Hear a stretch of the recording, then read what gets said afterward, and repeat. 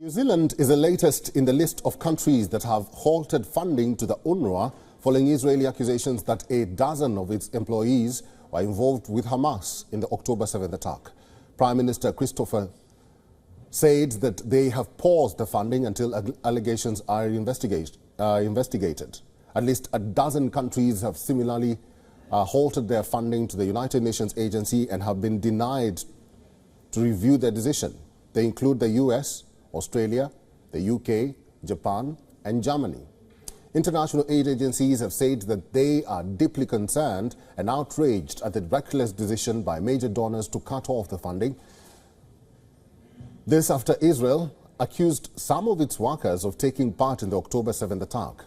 Now, United Nations chief is reaching out to donors to United Nations Agency for Palestinian Refugees after 12 staffers were accused by Israel of involvement in the October 7th attacks. I have to mention here the Prime Minister of New Zealand is Chris Hipkins. Several countries including US, France, Britain, Germany and Japan have announced the suspension of further funding to the agency. Critical humanitarian work that the UN does, not only in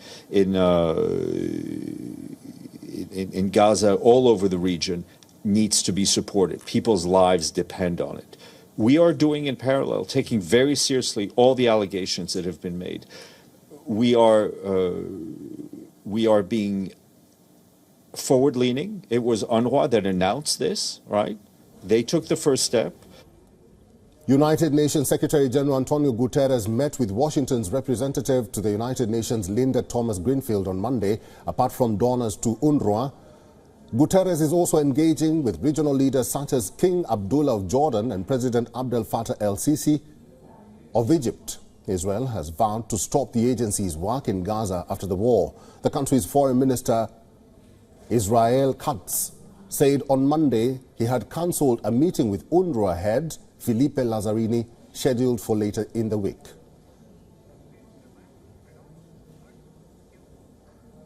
For many Palestinians who are suffering one of the world's worst humanitarian crises, the United Nations Relief and Works Agency is a lifeline. However, in a time of extreme distress, the decision by the Western nations to cut down funding for it is yet another cruel blow for Gazans. Many now see the funding cuts as a death sentence.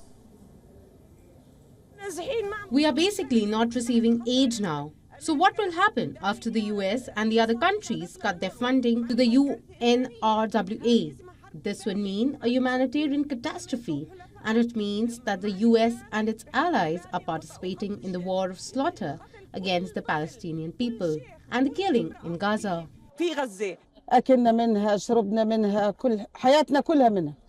Our food comes from UNRWA. Our water comes from them. Our whole life comes from them. I suffer from diabetes and high blood pressure. Where do I get my treatment? From UNRWA. Where does the pregnant woman go?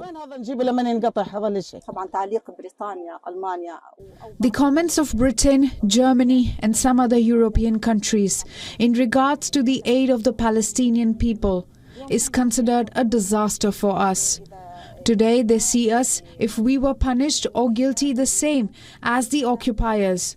It is a disaster if they are putting us on the same level as the occupiers.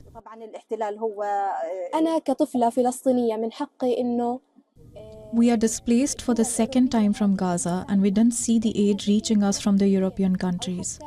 What is my fault as a Palestinian child not to receive it? Why do I have to live in this terror or in these tents where we don't know how to eat or drink? We are starving. WION is now available in your country. Download the app now and get all the news on the move.